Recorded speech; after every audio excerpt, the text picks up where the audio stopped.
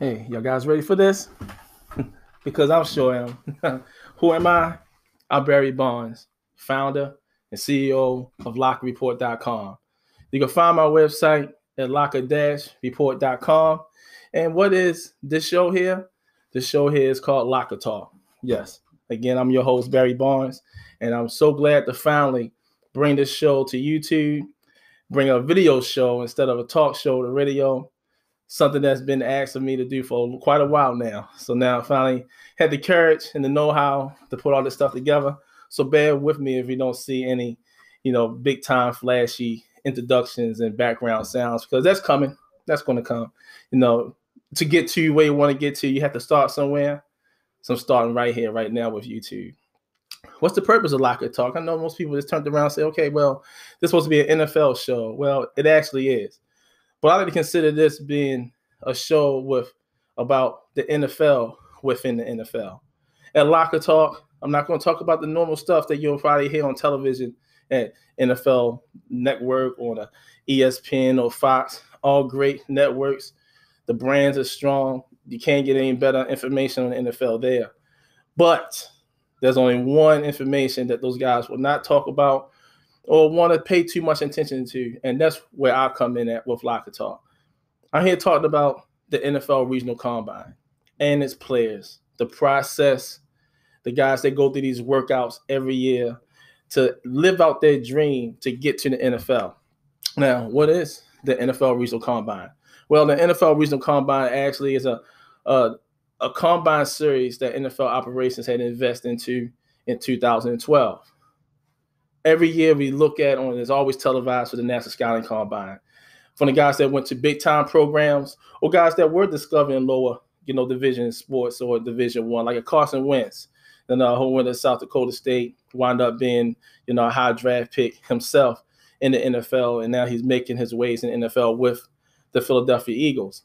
And guys like that get noticed and they go to the National Scouting Combine. That's where everyone get an idea who's going to be drafted here and what team needs this and what team needs that. Everyone knows about that. But the regional combine are smaller workouts that the NFL conducts in the month of February through March, relatively on the weekends. And with the regional combine is designed for the guys that some that went to big time programs as well, that may have fell off because of injury or there was a change of scheme and all of a sudden their numbers dipped from their sophomore year and their junior year and so forth. But it's really showcased as well for those guys that went to your Division twos, your Division threes, the NAIA, the smaller school. A lot of guys that got looked over, and oftentimes it wasn't necessarily something bad. Majority of times, the guys I have talked to, they said the reason why they wind up going to a smaller or lower division school to play football when they actually had signed letters of intent to go to major programs, but they was, actually a victim of their SAT scores. SAT scores was not up to par the way they wanted, where they needed to be in order to really accept that full-time ride at Alabama or Florida State or Maryland, a school that's close to my facility.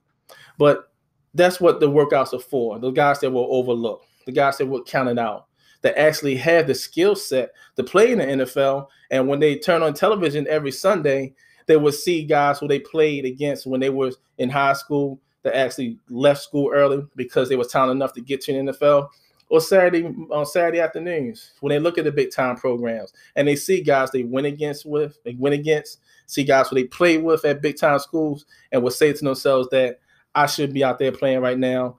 I actually had that same skill set that guy have. Why wasn't I able to get noticed from the big boys? Now with the regional combine, instead of all the scouts, NFL scouts, all the NFL teams have their scouts. They do the leg work. They go to certain schools. But they can't really be relied on, to be honest with you, because there will be some schools that these guys will not go to because it's a smaller school. They never heard of them. They don't want to take a chance of being wrong. So they tend to stay away from those smaller schools. But the NFL Regional Combine is a platform where these schools actually come to the scouts. And in all these workouts, you have NFL teams that are there that have their scouts that's looking for talented players. And then if all the teams don't get there, which all of them do not get there physically, but every team do records every player's workouts where they can actually be noticed, looked at, And when you see some of the players that actually get signed undrafted, oftentimes you have many of those players that actually came right through the NFL Regional Combine. Regional Combine, Locker Report been proudly covering it with the NFL operation since 2014. So pretty much still in the infant stages when the publication actually started covering the NFL Regional Combine. As of 2012 to 2016, this past Sunday, as the week 13 of the NFL 2016 season, there were 76 players from the NFL Regional Combine that were in the NFL. 24 of those players, however, were actually on active rosters, and they actually performed well. The guys like Adam Thielen, who were the Minnesota Vikings, he came through the process. Seth Roberts for the Oakland Raiders, their third receiver, both receivers, matter of fact, he came through the process. Johnny Heckler, the punter for the Rams, who's a two-time All-Pro, he came through the process. Greg Zieglein, he actually didn't go through the regional combines, but he went through the super regional. So he's still considered a part of that gang of players that came through that same pipeline. Then you look at several players around the league on the defense side of the ball. You have your Robert Golden for the Pittsburgh Steelers. He came through that. You had Kamal Ishmael, safety for the Atlanta Falcons. He came through that process. And the names go on and on of talented players that most people don't know about that actually came through the NFL Regional Combine. Now, to tell a little bit more about the Regional Combine, December the 5th, which was on Monday, registration for the 2017 had opened up for guys to come, sign up, get ready for the workouts, starting in Seattle, right after the Super Bowl. That's when you see the players actually going to have their first workouts. Then the second week, on the 18th, that's when you see these guys will go to Houston. And then after Houston, that's when these guys will actually have workouts in Washington. Now, this year, that makes it a little different. This year, they bringing back the kickers and punting specialists. I call them the kicking specialists. Last year was the only year they did not have the kicking specialists for the NFL Regional Combine. For reasons no one really know, but the NFL had their reasons of why they do certain things. So sometimes you just want to not question, you just want to believe in their process. But to have them come back, once it said something to them that they need to get this skill set recognized again. Like I said, I mentioned Johnny Heckler, now I mentioned Zieglein, but also Brandon McManus for the Denver Broncos. Yes, that kicker who actually was pretty much the Broncos offense in that Super Bowl winning season last year. He came through the process. Then you have a Jacob Scrotum. Jacobs for the punter for the Green Bay Packers. He came through that process. Then you had a guy named Jordan Gay, who's a kicker for the Buffalo Bills. He came from that process. So you have a lot of kickers that actually came through that process of the NFL Regional Combine that's actually doing very well. Oh, and I can't forget Jordan Berry for the Pittsburgh Steelers. He's another punter that came through that process, and he's a solid kicker in the NFL. So kickers, this is your time to come up, sign up. We're going to be in Washington this year. Baltimore is not going to be the host team during the third week of the NFL Regional Combines. So the regular position players, skill position players will be on that Saturday, but that Sunday is going to be exclusively for the punters and the kickers. And then the following week, that's when we travel to Minnesota. So Minnesota last year had a great turnout. As a matter of fact, last year in Minnesota, they had a young man named Wendell Williams, a wide receiver from the University of Cumberland. This young man clocked on his second try on his 40 of 4.19 hand time. Yes, it actually rocked the whole football world for that weekend. It probably would have carried over into the regular week, but we had a guy named Peyton Manning who decided to retire. So he took up all the news going in from that Monday and for the following 2 weeks. But if Peyton Manning did not announce his retirement, I'm quite for sure that on great shows like Mike and Mike and Colin Cowherd, those guys probably would have talked about what that young man was able to do. He came through the NFL Regional Combine, and currently he is actually on the practice squad of the Houston Texans, the team that actually signed him first, who he spent the entire offseason with, through preseason with. They wound up bringing that young man back a couple of weeks ago, and hopefully he gets some playing time real soon. Depending on barring injury, and I know the Houston Texans right now is trying to get trying to secure a playoff spot. So we'll see how things go. The NFL has a high turnover rate of injuries. Anything can happen. I'm quite sure that young man will be ready to return some punts for that team. And then after that, they close everything out the following week when they go to New Orleans. New Orleans is a great site last year that actually had some good talent that come through there as well. So I'm looking forward to seeing what New Orleans is going to bring to close out the NFL Regional Combines of 2017. Now, again, I'm Barry Bonds. You probably see it on the hitting and everything. This is Locker Talk. Every week I would do this show, half an hour show.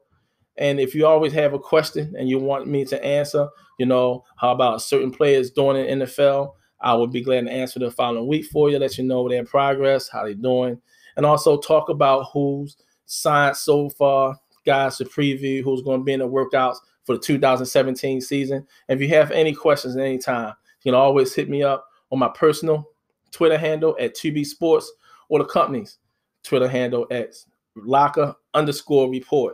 Or just follow us on Instagram at Locker-Report100, and you follow us on Facebook at Locker-Report.com as well. So you can always submit your questions and everything there, and your comments, even about this show. It's something new. This is one thing about what the NFL no one knows about. It's not as popular, but in time, it will be very popular. Also on this show, I'll bring you some stuff we're talking about officiating. Officiating is one of the things that we cover at Locker Report. Do a monthly report talking about the process what the officials go through. And every year, the officials always have their ups and downs. Just like players had the ups and downs and coaches had the ups and downs too. The officials, they had the ups and downs, but that's all right, though. Because with all those reports, everybody have highlights. Players have highlights. I'm going to bring you the highlights of the month with some good on the field calls that officials actually had that necessarily didn't need replay. But when they did go to the booth and they found out that was the right call, we got to give up, kudos and give out shout outs to those guys too. I've been with those guys for the last 2 years at their clinics, talking to them. One of the things they like is being highlighted and have something positive to talk about to them. That's what we're going to bring here at Locker Report. On the site, you always go to the combine reports. That's why I have a listing of every week. Not only do we just cover the workouts and do reports and do a little bit of scouting on our own for certain guys to look out for, which actually have a good turnout rate with some guys that actually do make the NFL. That's doing very well. I'm looking forward to seeing Matt Lingo, the tight end for the New England Patriots, knowing that Gronkowski is out for the rest of the year. I'm looking for that young man to actually step up and get some playing time. He may get some good playing time against a solid defensive team like the Baltimore Ravens. They know how Belichick and those guys operate when they have an injury or they move around a lineup. They try to move around a lineup to see who's going to be a viable asset for their postseason run.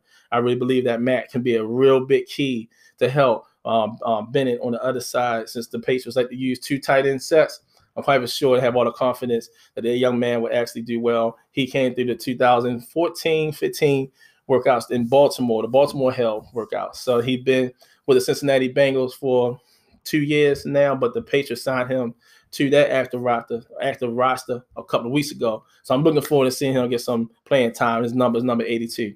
So I'm looking out for that young guy to get out there and do his things. He's about 6'7", 260 pounds, pretty much almost about the same size as Gronk, so they won't lose too much ground on their height and their strength now. The only thing he probably will lack is experience, but he can get something going on if the Patriots use him right about now going into the playoffs. That's if Belichick will decide to use him, but the best coach in the NFL, so he knows what he's doing. I'm definitely never going to question him or what he's doing out there now. But every week, like I said, I was about to mention that on the site, you can always see weekly progress. And like I was saying, we don't just cover the workouts, but we cover these guys through their off season, try to follow those guys through their pro day. And this year, for the second year in a row, the NFL will not have what they call the Super Regional Combine. The Super Regional Combine pretty much was a do-over of the National Scouting Combine, just not televised, where all the GMs will be at, where all the scouts are going to be at. Not been highly publicized, but this is where a lot of times where the teams, the GMs and scouts will really go and find the best of the best of the NFL Regional Combines. And what they did, since they're not having it, for their second year in a row, what they did was all the guys that did very well in the regional combines, they would have been invited to the Super Regional Combine. Now, in the regional combines, they have to pay their own fee to get in, which is now $160 just to register. But the Super Regional Combine, the NFL would take care of those guys like the guys they take care of when they go to Indy. They'll fly them in, pay for their hotel stay, give them gear, give them the whole entire works because they know that GMs and teams are there to find some undiscovered talent.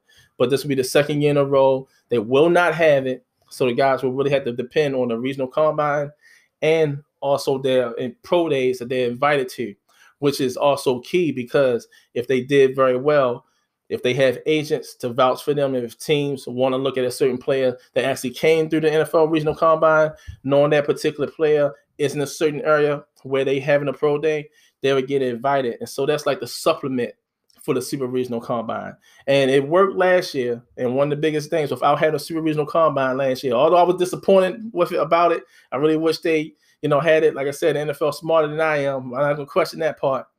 But something happened with that last year because by not having a super regional combine, the NFL regional combine platform actually had the most players drafted last year in the draft with 5 players. Normally they would get close to 3 or 4, but last year they had 5 players, 5 players drafted from the NFL regional combine, which is great. You had Mike Brown. Mike Jones, who got drafted by the Los Angeles Rams. I believe he came from Southern Mississippi. You had Jotavius Brown, outstanding linebacker for the San Diego Chargers. He's been banged up a little bit after leading the team in tackles. He's back into the lineup. He's on the active roster again now. He's trying to get himself rolling again. You had Jonathan Woodley, who actually got injured, who was drafted in the 7th round by the Jaguars, but he got hurt. He got hurt and put on an injury reserve during preseason, so he didn't get no time, no playing time this year. And then you had a guy named Kamal Gunther Hill, who got drafted by the Patriots, but the Philadelphia Eagles actually brought him to the. Let me wind that back. The Patriots didn't release him, but what they did was they traded him to the Philadelphia Eagles. And so now he's a part of the Philadelphia Eagles. And then you had Davis. Yeah, Trevor Davis, wide receiver, who came from California, got drafted in the 5th round by the Green Bay Packers. He did get 1 touchdown this year. He's mainly, returning punts and everything like that, doing pretty good. But they will acclimate that young man real soon, hopefully during their postseason run this year or whether they're going to next year. They do have a solid player there. So these 5 guys made history, the most that ever got drafted by the NFL Regional Combine. And with these elite players, they actually starting to have now, because it wasn't always like that for the NFL Regional Combine. I'll tell you that in 2014, the first time we had covered it, the NFL Regional Combine was open for everyone. If you was 40 years old or 35 years old and you felt as though you still could try to play in the NFL, all you had to do was register and you get inside, and next thing you know, you would think you'll probably be a part of an NFL team. But as you see that most of those guys did not pan out. As a matter of fact, in Baltimore in 2014, we had about 10 to 12 players that actually got injured in just one workout for their whole entire weekend because they were not in shape to perform those workouts. And then all of 2015, when they changed the eligibility standards, that you have to now finish out your senior year in college and be eligible for the NFL draft that year. So that eliminated an influx of guys that wanted to try to play football. One of the things all 32 teams wanted for NFL football operations was to present to them better players that's ready to play football. Guys, that's pretty much just a couple of months removed from actually playing in a football game. So they changed the eligibility standards around 2015. And in 2015 alone, being at all the workouts, only 3 young men got injured, and it was just a slight hamstring, tweak, but they were still able to finish their workouts and everything. And it was definitely from night and day. The NFL evaluators, the talented men there that helps groom these guys, actually pencil these guys in, pretty much put their stamp on these guys to say to all 32 teams, hey, look at this guy, check this guy out, he's for real. Their whole motive and everything had changed from, all right, who we're going to get rid of and eliminate, to 2015 when it was, okay, let's find some NFL players. And that's what you'll find in the NFL Regional Combine. I'll give you weekly reports on the publication at Locker-Report.com, let you know how these guys are doing during the process of every week in the NFL, who's catching touchdowns, who's making tackles, who making big plays that turn the game around for a team to actually win, especially during this playoff push. You're gonna see a lot of these guys now being more involved, and I will bring you exclusive coverage every week through this show and also the written content of who did what that final week that helped us make a team's position much stronger in the NFL. And so I'm excited about it. Again, my name is Barry Barnes. Hey, like I said, shoot me a message anytime. You can even email me at barrybarnes@Locker-Report.com. Or like I said, go to my Twitter handle, so you'll see it at the bottom, Locker_Report or TB Sports and Twitter, or just follow us on Instagram, where you see a whole bunch of pictures and images of some of the players that came through the workout through Instagram at Locker-Report 100. Thanks a lot, everyone. I will be back next week. I'm looking forward to grow this brand. Become a subscriber to this site. I promise you that if you love football and you love the underdog story, I promise you will not be disappointed. I can't wait to call these guys' names out. I can't wait to give shout outs to guys that have registered going into 2017 to get these guys pumped up. I know all these guys will not be able to make the NFL roster, but I believe in every last one of them. I sincerely do. I really love this process. That's one of the reasons why, one of the things that when I started Locker-Report.com was that I wanted to report sports that had some meaning, that had some feeling, that you could actually pull and support some guys to actually make it. And that's my job. I'm passionate about it. It's great to work side by side with the NFL football operations on this. I'm looking forward to 2017. And next week, I'll tell you who did what in week 14 in the NFL. Give you some more updates on the NFL Regional Combine and everything. And for those players out there that registered, you can always hit me up. My information is there. Be glad to talk to you, give you some encouragement, and it's give you all. Until then, everyone stay blessed.